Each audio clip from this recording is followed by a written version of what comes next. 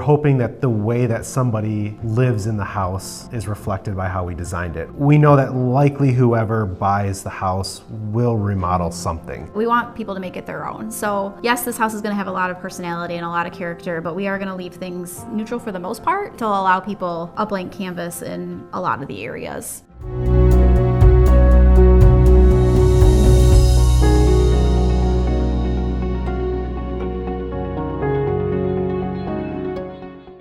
What room are you most excited to see done? Definitely the kitchen. Kitchen for me, for sure. 100%. We've really pushed ourselves with this one and we're really excited to see it finished.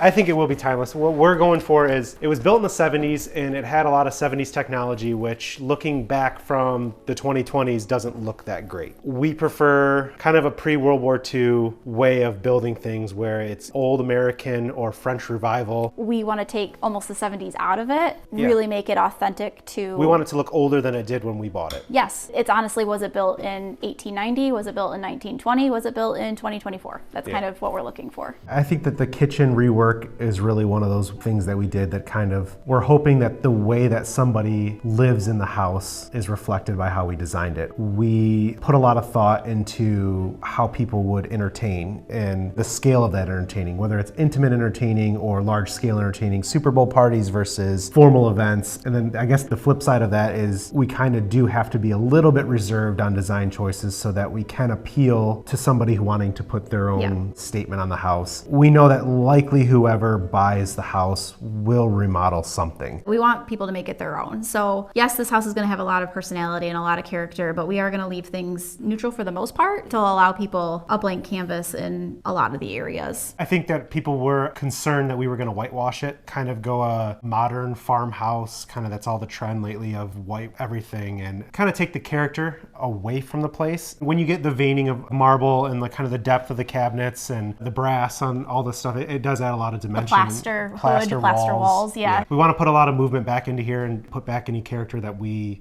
were perceived that we took out.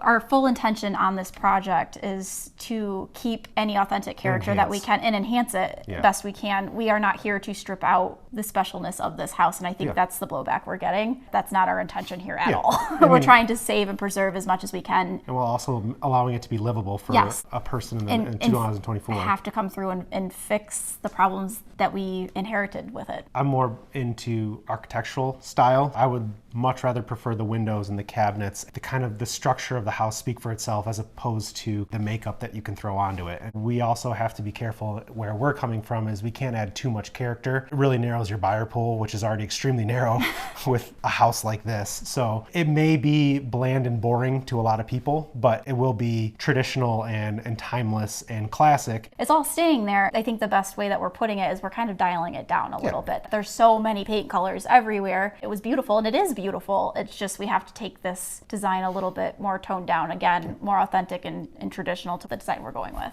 We went back and forth on a lot of stuff. We had a banquette seating here. We had a wet bar over here. We had a banquette seating over here. And then we kind of got into not dictating the spaces for how somebody in the future may live. People may want to put a TV here. People may want to put a sitting area here. We are going to put it so that there's going to be cans, but also a opportunity for a chandelier. Whatever we end up doing with the house, we feel someone's going to come in and do their own thing to it anyway. That's kind of the nature of our jobs and our business, and especially a house like this. Somebody's going to have their own taste. And that's what we want for them too. We want them to come into our spaces and our design excited and to make it their own too. The drywall's here.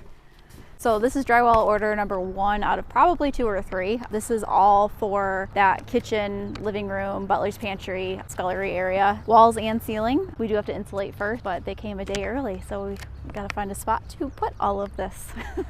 We are in the Eden kitchen area. This is our biggest transformation, I think, of the whole house. It had the most framing work done. It had the most redesign. We are just now in the final phases of framing, so we are all done framing. We are insulating, and then we are ready for drywall. So this is the first space that is actually going to be drywalled and come back towards looking like a finished house. We had our finished carpenter in here today. He put up these arches. So we've got one here, one above us entering into the family room, and one small one over there entering into the family room as well. Originally, the kitchen was behind me here. So this was a wall. It had a small window here and a doorway here. And this was kind of a breakfast room. And when we looked at the house, we had about 3 or 4 different places to eat, which is fine, but they were all kind of centralized on this main spot. So instead, what we wanted to do is bring the natural light into the kitchen instead of into the breakfast room. Both were very pretty, but this whole space right here was really dark. So what we did was behind us, we have a giant laminated beam that is 24 inches tall, 22 feet wide, and it's holding up the entire structure of the house as well as the roof load. So that all transfers down onto a cinder block wall. It took about 4 or 5 of us just to lift these up into place and get them all secured in. There's 3 different beams all secured together, and that opens up this space to the 19 feet that we needed. We also used it to hide all the plumbing from upstairs. So if you can see, all the plumbing from the upstairs bathrooms comes down and it all comes into this soffit that we made to make it look like a big thick wall. So it kind of dual purpose of holding the house up and hiding all the utilities to make it look like it's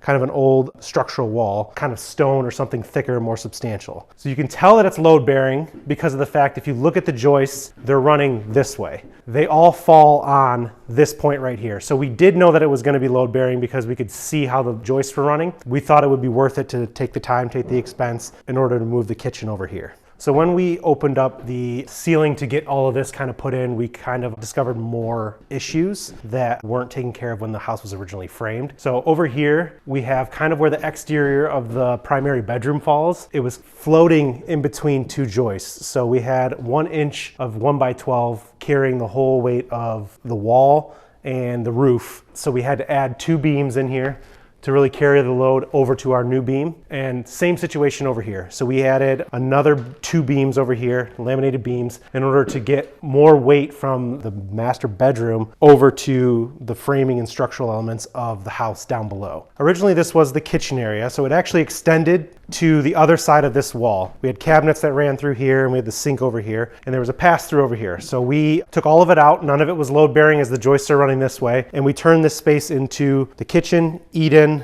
and this is going to be a butler's pantry. So we reframed it to work it as a butler's pantry, which means that it has wet bar elements, and it's kind of where you would serve the dining room, which is over to my right over here. So in front of me, we'll have sinks, dishwashers, wine fridges, and cabinets, and along my back, we'll have a whole line of cabinetry, and this will all be where you can make drinks, you can prep for meals, you can do any sort of serving utensils here, and that'll help service the dining room. So beyond that further, we decided that we were also going to take and add a second working kitchen, which is sort of a pantry, but it's a little bit above and beyond a pantry. It kind of goes into a scullery working kitchen range where it has a sink, a dishwasher, huge fridge freezer, double ovens, warming drawer, microwave, and this is a full dirty kitchen so that when you have big parties and have a bunch of people over, you can cook in the main kitchen and you can put all of your dirty dishes in here. You can make stuff here, you can bake here, you can have stuff that takes longer to cook, you can put them all in here. And that way it allows you to keep your main kitchen clean, which is kind of a little bit more open than the rest of it. And this will be a pocket door and you can close all this mess off. This is gonna be our family patio. You'll have an entrance off of the pantry, big window into the kitchen. Window here into the working kitchen also. Yep. We feel that that's more of a public party space and this is more of a private family space. Have al fresco dining, have a small barbecue out here. They, for some reason, did this, so now it goes completely right into the basement. All of it has to get pulled up and re-waterproofed. So yeah, that does go into our pump room for the pool right now. So that's not a finished space, but yeah, all has to come up, all has to get redone. We'll have to find a way to get this off in one piece and hopefully put it back on in one piece. We took a 9-foot door wall out and made a 9-foot window. This is coming out as well. We'll take the height of it up, make it a more kind of a balcony with an iron railing as opposed to the slate look. We'll see where that takes us and how much we have left in the budget. Today we got a delivery. It is our Ilve Italian range. It is 60 inches wide, 10 burners, 2 ovens. It is a huge, massive work machine for the kitchen. Kitchen's not anywhere close to being done. It's kind of one of those weird things with appliances. You don't really know when you're gonna get them, but if you know the appliances you want, you have to kind of order them first thing in a project. This range, we were lucky enough to find one that was in stock stateside because these do come from Italy. They're handmade in Italy. So we jumped on it. We are way ahead of schedule for this and way behind schedule for the kitchen. So we need floors down and the final coat of paint, and we should be able to get the range in and actually see it with cabinets. We are in the kitchen eat-in area right now, as well as the butler's pantry behind me. The drywall is finished throughout this whole space, and the first coat of paint went on today. So ceilings are finished, and walls are primed. They're coming back tomorrow to do the first coat on the walls. It feels like this whole project has been stretched out and we're waiting and we're waiting and we're waiting, and then we get into situations like this where it's like painters are ready to go, hurry up. We came in really wanting this plastery, soft wall look, and we went flat on the ceilings, so it's still gonna have that old world feel, kind of encapsulate that plastery feel. It was cabinet delivery day. So cabinet we had deliveries. cabinets on cabinets on cabinets.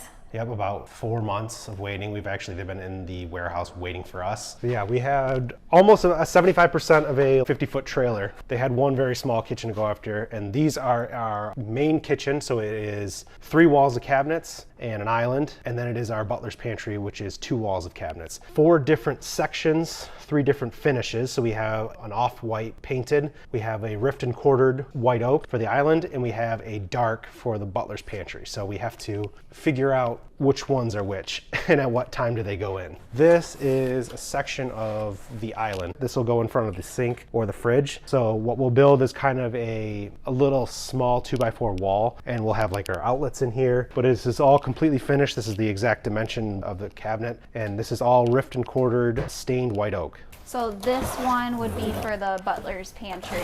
So we went dark cabinets in there with kind of an off matte black. A newer style typical cabinet would have this drawer going over top of this face frame. These are so much more expensive is because they have to be exact, because if it swells or moves at all, you can no longer shut your door.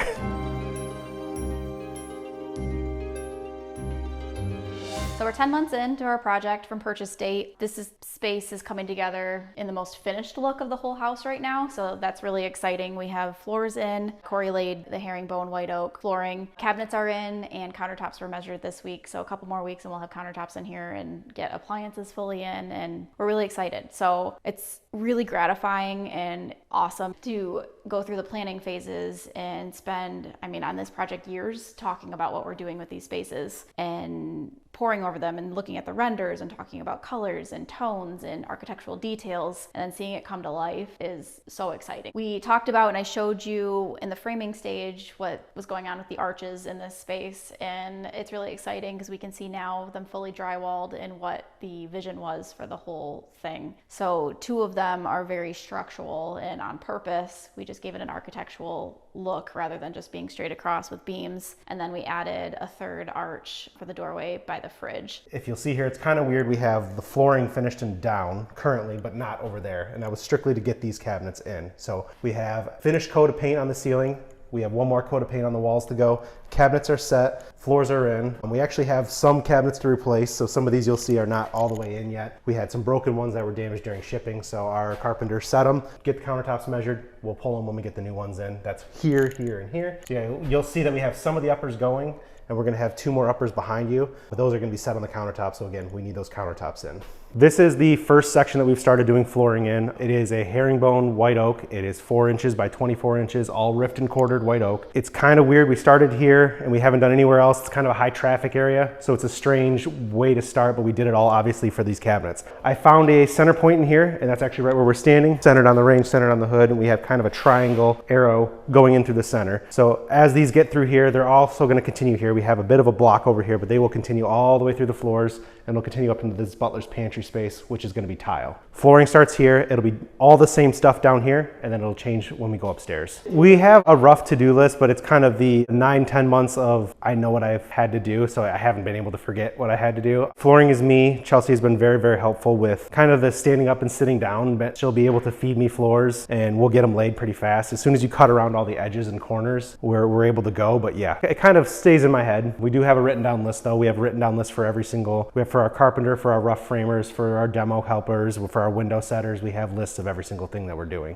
We have to find some pulls, and we have to make sure we're still waiting on the fridge to come in, but it's already ordered, so we really don't have a ton to do. We went marble slab pick out. We got that pretty much done, but we need to worry about getting 1 slab for the island, and then kind of they do the rest. So at this point, it's kind of after the lull, there's a rush to order everything, and then you start to forget about stuff that you needed to order. Like I don't have the dishwashers ordered yet. It's just stuff like that that you start to fall off from a demo framing period where it's all just wood, lumber, structural beams, and all that stuff. And then at this point, it's just a rush to order everything. So I do like it. You get to buy tons and tons of stuff. We have hundreds and thousands of square feet of flooring sitting everywhere. everywhere and appliances everywhere. And we just start ordering faucets and tubs and pulls and kind of fixtures. We have lights ready to go in, and this part is fun. It does get tedious laying floors, especially at this size, or doing cabinets at this size. Everything kind of gets repetitive, but it is fun to see different spaces come together. This is the part that I finally get excited. I feel like I get a slump in the middle of the projects, and then when things start to get to this stage, I'm more in my element. I feel like I could stand in this space, and it makes me feel so much better about the other spaces not being done yet, as I know that we'll get there, and those are well on their way. This just was in forward trajectory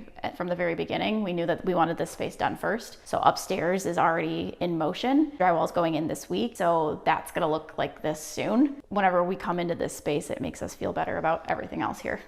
She gets the pattern and gets how we're gonna progress so she can stay in front of me. We've got a couple of new glue guns and stuff like that, so it's able to take some of the burden off of doing it and troweling it. I think she's enjoyed it. She doesn't have to lay it, but she has to kind of keep up with me.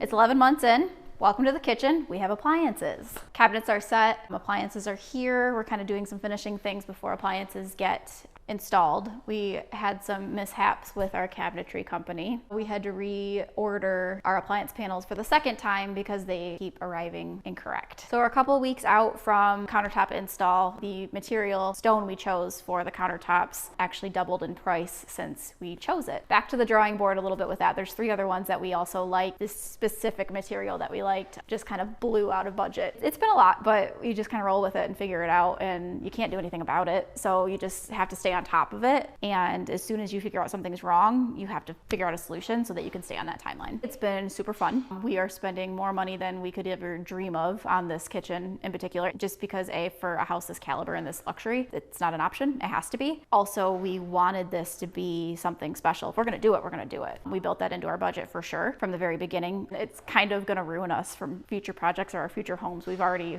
established that because how do you go back from this? It's been really great.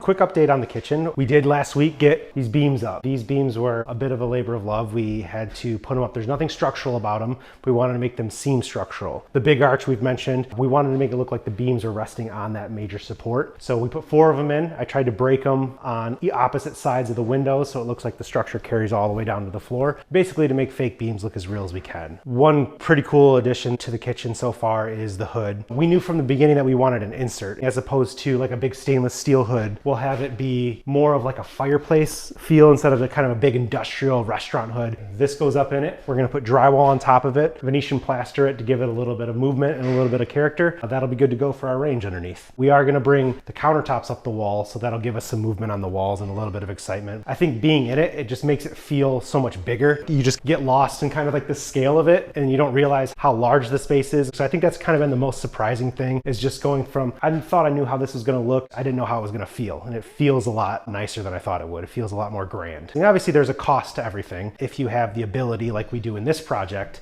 it really allows you the flexibility and the freedom to truly go crazy. But if you're gonna do that, I need to think about every single thing. That's what keeps me up at night, is not putting that extra bit of thought into it. I will think it to death because to me, that gives me the best product in the end. So one of the major pluses we did with adding these windows, yes, it brought in the natural light. When we had it, it always kind of had a restricted view. When we open these windows now from the kitchen, you can look out all the way through and there's a pond there, because you'll notice that there is something missing from this view that previously was inhibiting the fact that there was a pond back there. Just a straight, beautiful view now. Every kitchen usually has setbacks. We have the opportunity of having 3 kitchens in here, which means 3 times the opportunity for setbacks. We went a different direction with the prep kitchen and went unfinished. So these are all inset as well, matching the same door profile as the Butler's Pantry and the main kitchen, but these are gonna be custom painted. As we were ordering those, I recognized 2 mistakes that I did and 1 mistake that got left off the order. So these cabinets are too small right here. This is supposed to be a completely completely circular thing. So they forgot a 27-inch cabinet here, and I ordered two 24s instead of two 36s. There's no way that we can make it work. So we're in the prep dirty kitchen, the scullery. These are all unfinished maple, so they will be all custom painted. So we are going kind of a green gray tone in here, but we want to see it on the actual wood that the same cabinets are. This one, it's got a little bit more gray tones. This one's a little bit more foresty green. We want to make sure that we've thought of every single piece and part. If I have a problem with it, there's a chance someone else would have a problem with it. And it just doesn't sit right with me to be able to walk away from a house knowing that, you know, we definitely just covered that up, or we definitely compromised on this. I want it to be the best it can possibly be within reason. A ton of thought and a ton of planning to go into moving all the plumbing, all the electrical, and just sourcing appliances that sometimes will take months and months and months. We had a range that we couldn't get because it had a 15-month lead time, and that's longer than the whole project timeline, so we can't do that. But I feel like kitchens are very much our favorite thing in all of our projects, and we've never gotten to do something to this scale, to this price point, and we do higher scale homes, but nothing like this. So it was just really fun to curate and buy and pick for this one.